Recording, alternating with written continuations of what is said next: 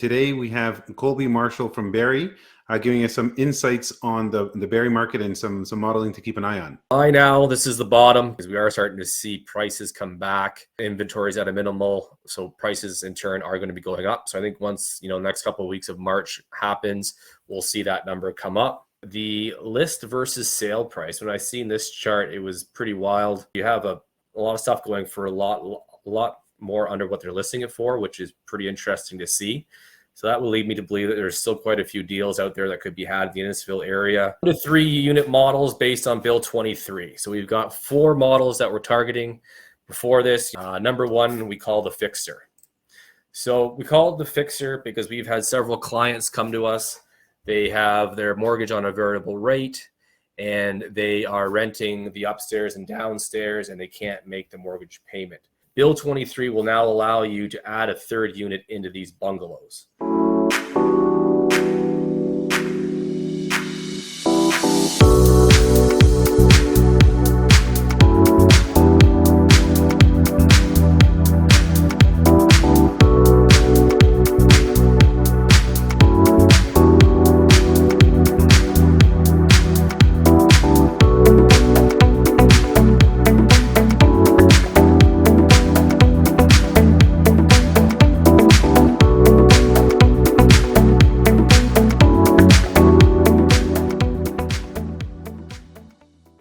Hello YouTube, welcome back to the Canadian Real Estate Channel, and today we have Colby Marshall from Barrie giving us some insights on the Barrie market and some modeling to keep an eye on. Yeah, hey, thanks for having me. Welcome back, Colby.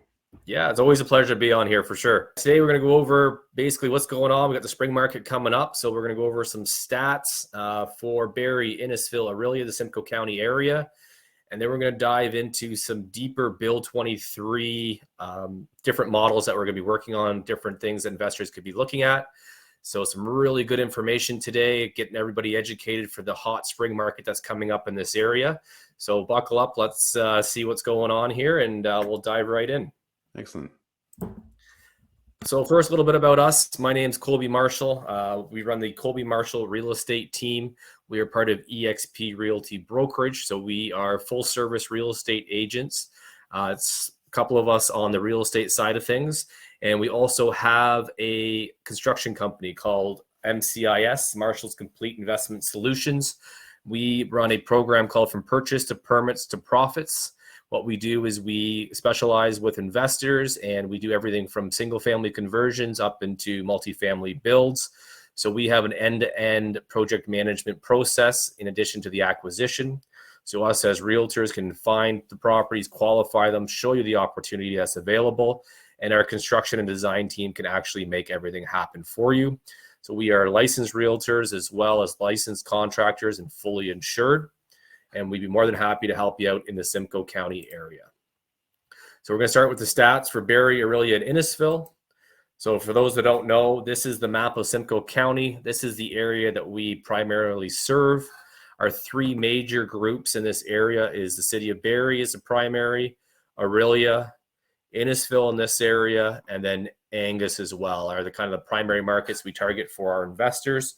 But this is the whole scope of the county of Simcoe. So we'll start off with the Barrie statistics. The average sale price. So everyone's been watching it come down, come down, come down. We're seeing again a little bit more of a dip here in March. I think that once the end of March comes, the number will be going up a little bit because we are starting to see prices come back. Inventories at a minimal, so prices in turn are going to be going up. So I think once next couple of weeks of March happens, we'll see that number come up. And again, this is for detached homes in the Barrie area.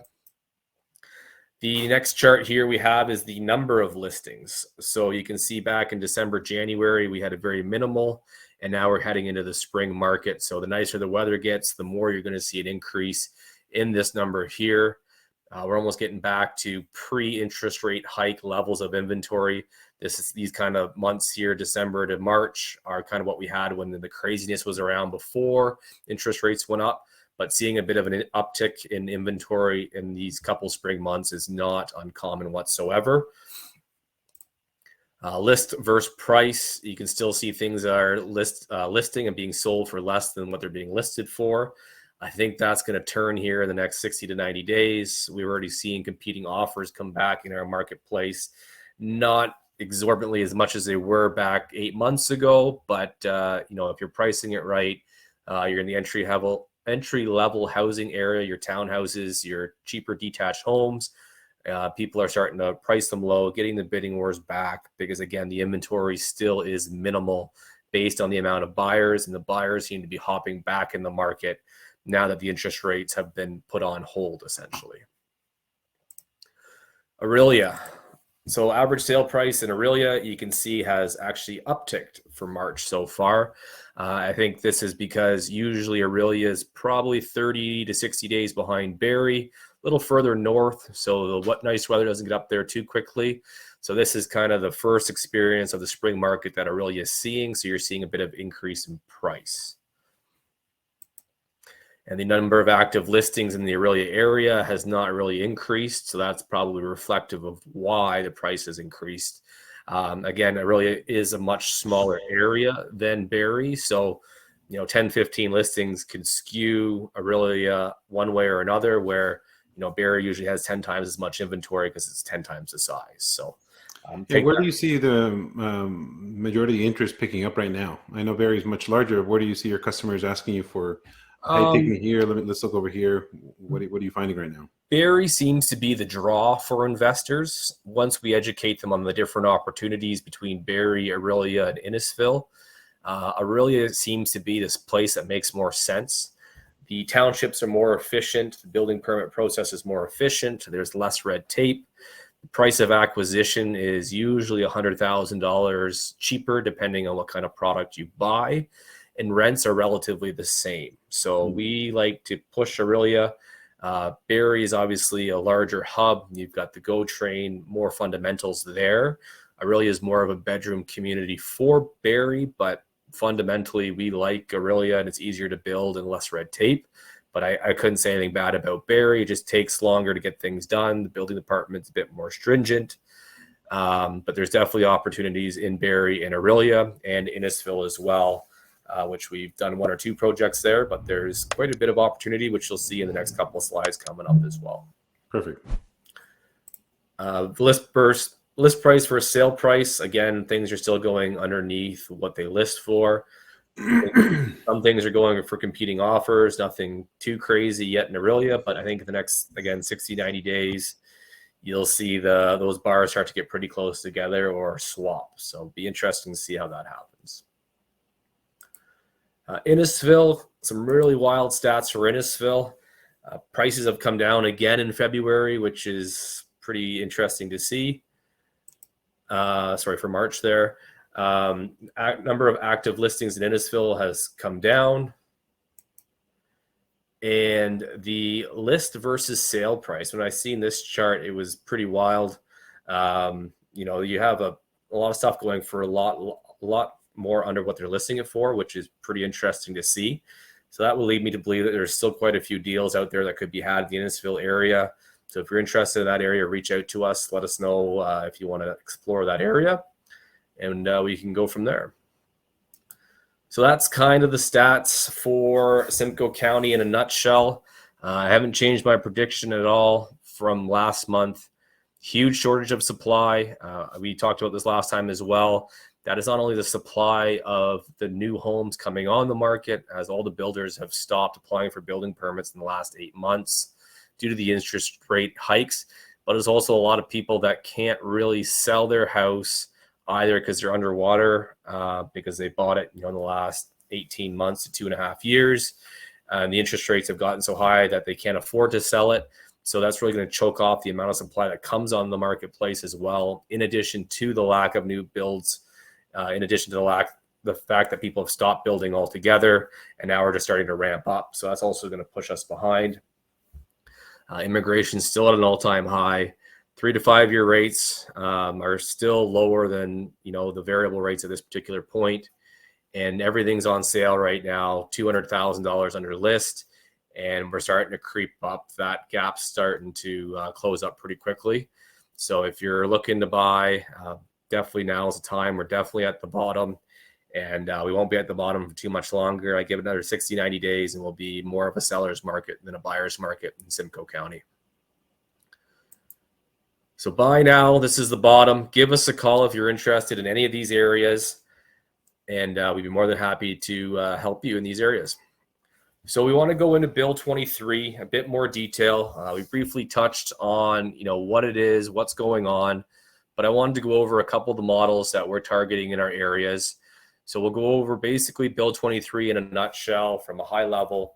This allows for 3 units on any property. It doesn't have to be a garden suite. You can have 3 units in one building. This has helped with lessening up parking requirements, removal of red tape for multifamily as well. So that's the 4 to 10 unit space. If you have more questions on that, give us a call. Our next video will probably be touching more on the multifamily side of things for that. And also we have the development charge and fees reductions over the next 5 years is all part of Bill 23 as well. So those are kind of the Coles Notes versions of what Bill 23 has brought to this area. So just want to go over a couple more important facts about Bill 23 and how it affects our areas. These are primarily going to be going around Barrie, because Barrie went ahead and changed their garden suite bylaws and second suite bylaws back about a year ago now, where they increased the rear yard and side yard setbacks, brought in the site plan control and all that kind of fun stuff. So I want to go over what Bill 23 means and how it cannot supersede the zoning bylaw, and what does that actually mean when you're trying to acquire properties. So first thing I want to say is that the Bill 23 does not supersede the zoning bylaw. So you're probably thinking, well, what the heck does that mean? So right now in the zoning bylaw, due to the last changes that happened with the garden suite and second suite legislation a year ago, you still have to adhere to your rear yard and side yard setbacks of the new rules for the garden suites. So you still have to have a garden suite lot that has 7 meters from the rear lot line and 3 meters from each side lot line. So if you're looking to think putting in a garden suite and think all these rules are going out the window, not the case. You still have to follow these parameters because they are part of the zoning bylaw. The city of Barrie amended the zoning bylaw a year ago, and Bill 23 does not supersede that document. Okay, so quick question for you. If you have a property with let's say a double-sized garage right at the edge of the property, and you want to convert that, Bill 23 would not allow that? No. So there's quite a few properties we've had people buy thinking they're going to convert this garage into a garden suite, but most of the garages are relatively close to a side lot line, usually 5 feet. We have to have 3 meters, so minimum of 10 feet off the side lot lines. So you would have to go for what's called a minor variance to get that approved or grandfathered in. And I've heard there's been several applications proposed and none of them have passed in the Barrie area. Interesting. So if you're going to go try and convert an existing garage, definitely keep that in mind. In addition to all the setbacks that still hold true for the garden suites, you still have your gross floor area calculation. So you can only have your garden suite the size of 60% of the gross floor area of the main dwelling unit. So that means any square footage above grade. So 60% of that number is how big your garden suite can be. So for example, if you have a 1,000 square foot bungalow, you can have a 600 square foot garden suite in your backyard. If you have 2,000 square feet over 2 floors and a 2-story, you can have a 1,200 square foot garden suite, but the max calculation is capped at 800 square feet. So just keeping that in mind, your gross floor area calculation for your garden suite still holds true. So keep that in mind. And if you have any questions at all, give us a call. We can help you stick handle through this. The other thing that's very, very, very important is when you are looking at using Bill 23 to create duplexes and now triplexes, there's still a gross floor area calculation that has to happen as well. So there's 2 different ways to calculate your gross floor area for second suites. One option is if you have your bungalow, which is your primary unit on 1 floor, your whole second suite can be in the basement. So you don't have to adhere to the gross floor area calculation for a bungalow. But if you're into a 2-story conversion, you still have your 45% conversion rates that you'd have to adhere to based on the gross floor area calculations. This is sounding like a bunch of Greek to everybody. Give us a call. We can walk you through what's going on. We do have these models that we're going to be targeting coming up in the next couple of slides, which will kind of put what I'm talking about into perspective. Right on. So 1 to 3 unit models based on Bill 23. So we've got 4 models that we're targeting. Before this, it was usually your up and down bungalow.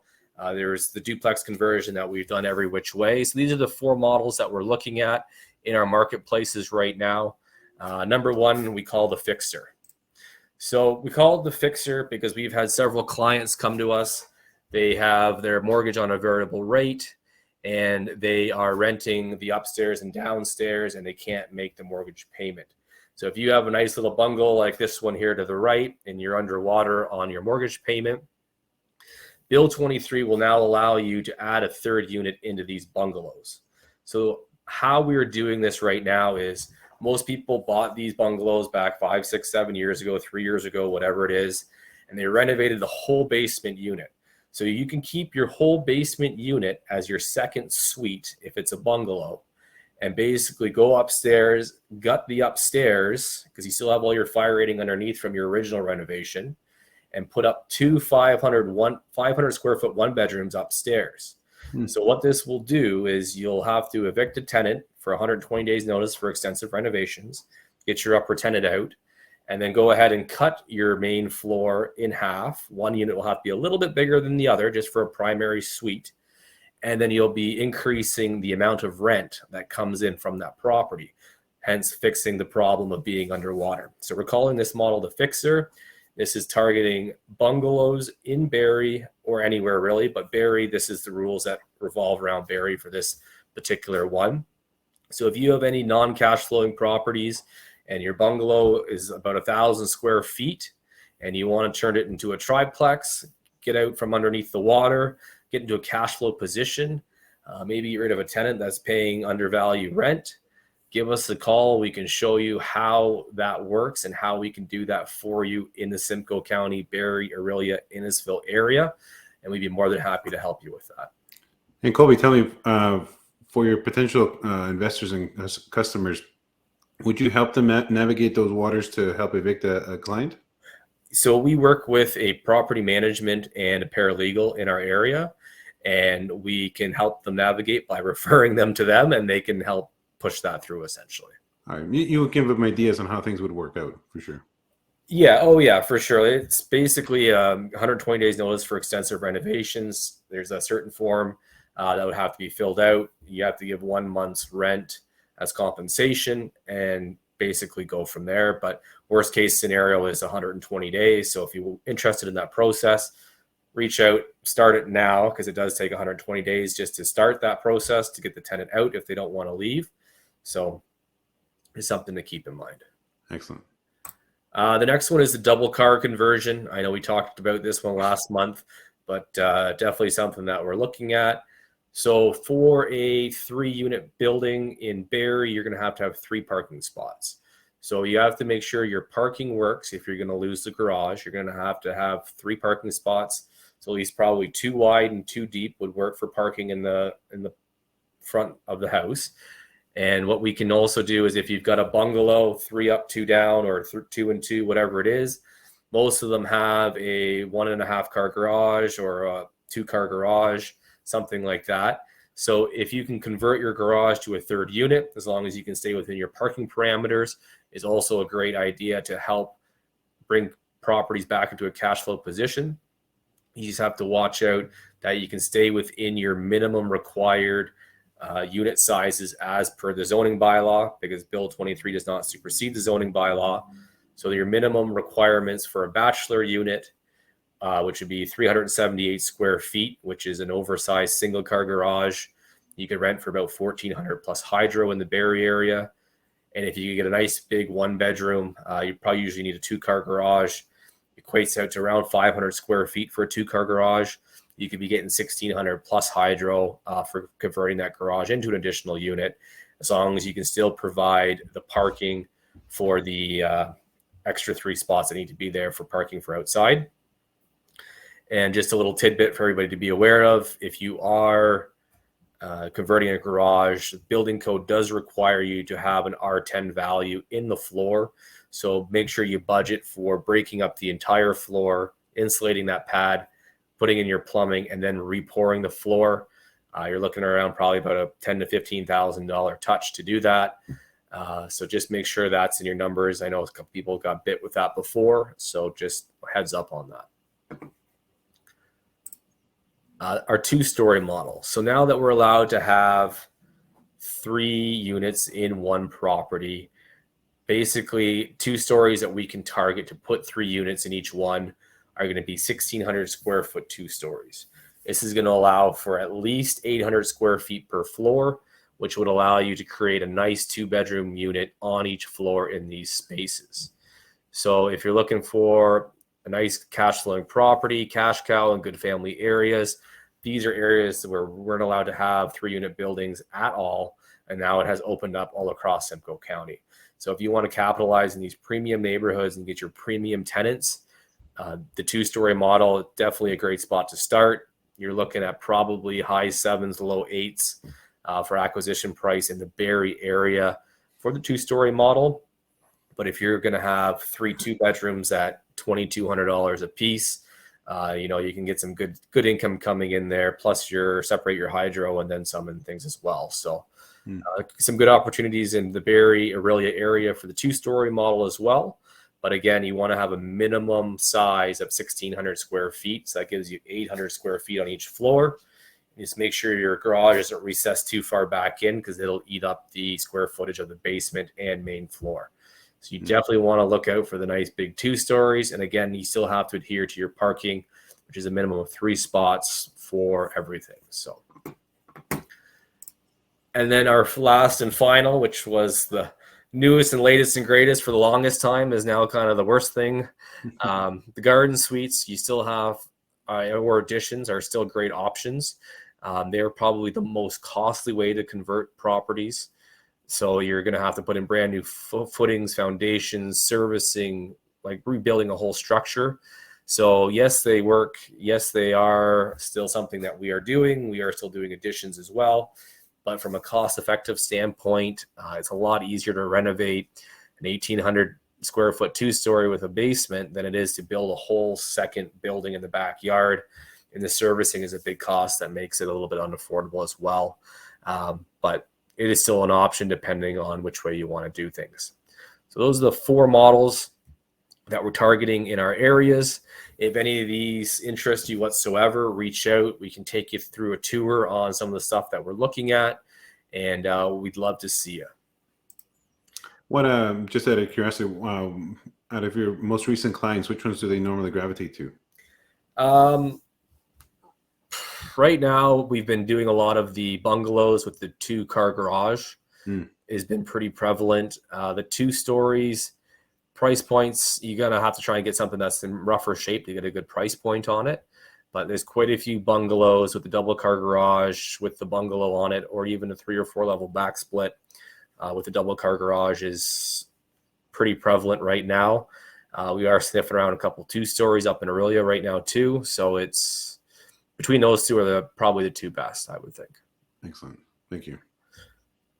So we are having another in-person event. I know lots of people that watch the channel here like to come out to our in-person events. So the next in-person event that we're actually having is going to be April 11th, Bayview Golf and Country Club. So we're actually going to be in Markham. We got a couple area experts, not only for myself in the Simcoe area, but we've got a GTA expert and a Peterborough expert, and balanced containers too for storage container built homes. So if any of these areas interest you, or you want to know more about prefab building with balanced containers, definitely let us know. Come on out. We have a link down on the side here to register if you'd like. It's going to be all about how Bill 23 is changing in their marketplaces, as well as Simcoe County. And we also have the prefab builder of balanced containers there, which has a really cool product if that's something you're interested in. Also, if you just want to reach out, Go to colbymarshall.ca, click on the investor icon, fill out the form there, and one of our team members will be more than happy to get back to you as well. Fantastic. Thank you very much for all this information. Yeah.